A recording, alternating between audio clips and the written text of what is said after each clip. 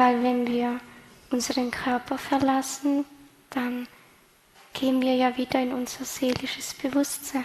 Eigentlich sollte es so sein, dass wenn jemand stirbt, dass immer die Seele dem zustimmt. Es gibt aber auch Menschen, die schaden sich einfach selbst, einfach auch aus Unbewusstheit.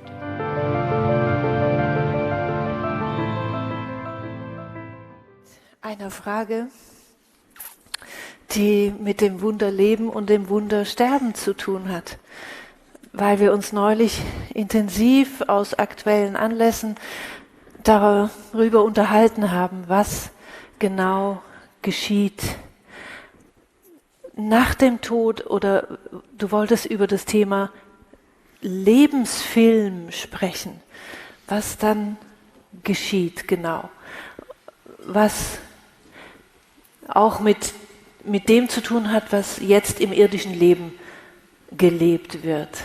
Was geschieht, wenn wir gehen? Also beim Lebensfilm, da sehen wir unser Leben nochmals. Kann man hören? Geht's?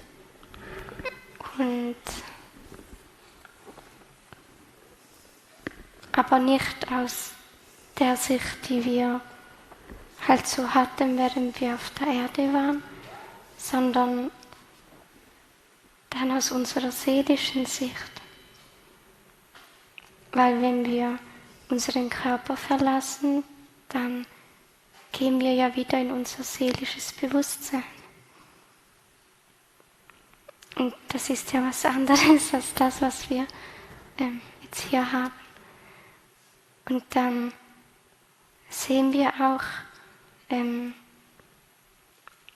was wir halt so gemacht haben und was das auch für Wirkungen auf andere Menschen hatte. Und ja, das ist halt wie so ein Film, wo wir dann auch Erkenntnisse daraus nehmen. Also in unserem Gespräch hast du erwähnt, dass Menschen wirklich das, was sie hier getan haben, auch nochmal wirklich erleben. Ist das so? Ja, also man sieht das ganze Leben halt nochmals und was man da gemacht hat, ja.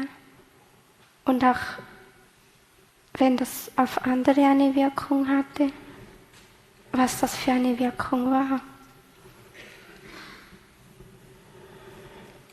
Und wie weit geht denn dieses Erleben? Also angenommen, man hat jemandem Schmerzen zugefügt auf physischer oder psychischer Ebene. Wie weit erlebt man in dieser Situation das nochmal? Also man weiß dann schon, wie sich der andere Mensch gefühlt hat. Also dieser Film ist mehr als nur, da ist ein Bild und ich sehe dann dieses Bild und das steht da irgendwie rum. Also das sind ja, man hat ja auch ein Gefühl dazu, ja. Ja, und man hat dann man sieht dann auch die Zusammenhänge. Also wenn wir uns vielleicht hier auf der Erde fragen, warum war das so und so, dann weiß man das in der geistigen Welt.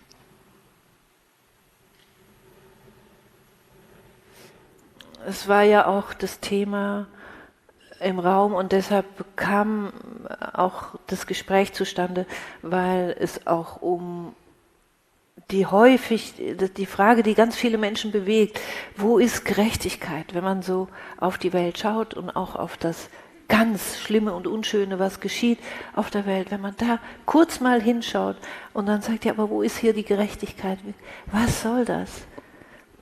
Deshalb kamen wir auf dieses Gespräch und wir haben irgendwie gesagt, es ist für manche Menschen sehr wichtig zu wissen, dass das nicht einfach so dann nicht mehr existiert, oder? Also hier auf der physischen Ebene, wenn man nur hier schaut, dann fragen sich das halt viele Menschen, weil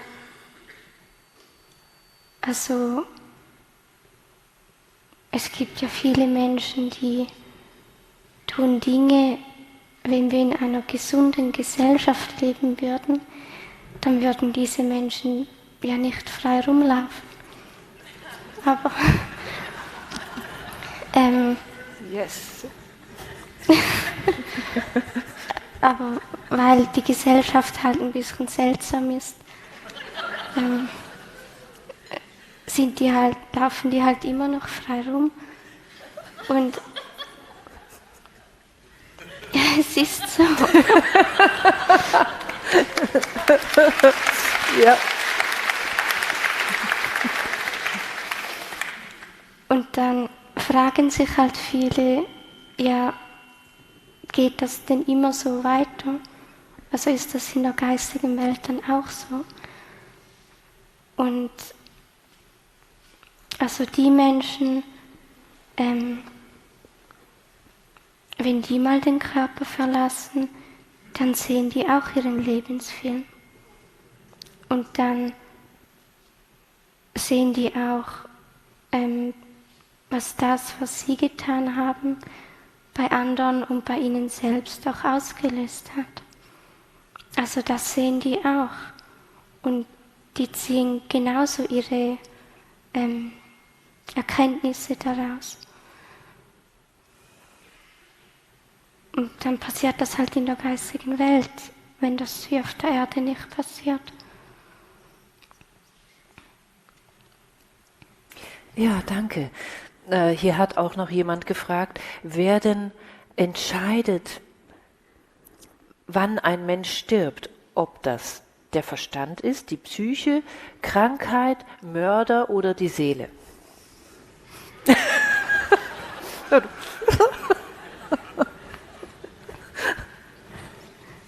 Mir kommt zuerst noch was anderes in den Sinn, nochmals zum Lebensfilm. Ja, Entschuldigung. Ja.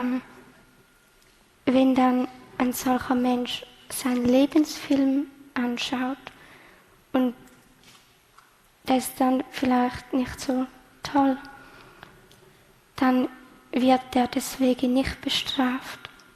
Also da kommt niemand und sagt, du kommst jetzt in die Hölle oder sowas. Das passiert da ja nicht.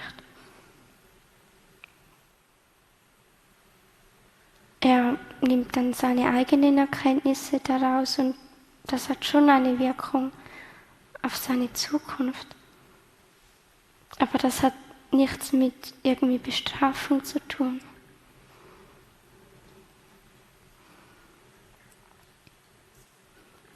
Und wenn wir, bevor wir inkarnieren, unser Leben planen, dann sind ja nur so bestimmte Punkte festgelegt. Es ist ja nicht jeder einzelne Tag vorgeplant. Und auch die Dinge, die wir eingeplant haben, es hängt von unserem Bewusstsein ab, wie wir dann damit umgehen. Und wie wir damit umgehen,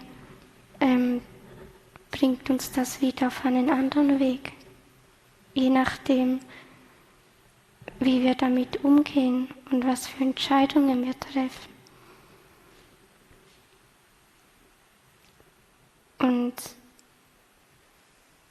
also eigentlich sollte es so sein, dass wenn jemand stirbt, dass immer die Seele dem zustimmt. Es gibt aber auch Menschen, die schaden sich einfach selbst, einfach auch aus Unbewusstheit.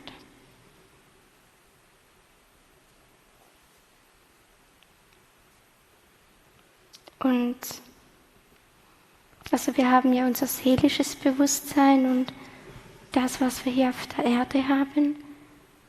Und dann kommt es halt darauf an, wie sehr unser Bewusstsein hier auf der Erde mit unserem seelischen Bewusstsein übereinstimmt.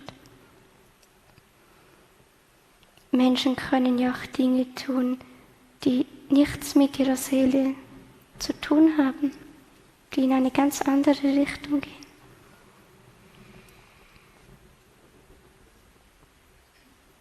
Also es gibt schon Dinge, die haben wir eingeplant und andere, die hängen einfach auch von unseren Entscheidungen ab und unserem Willen, unserem Bewusstsein.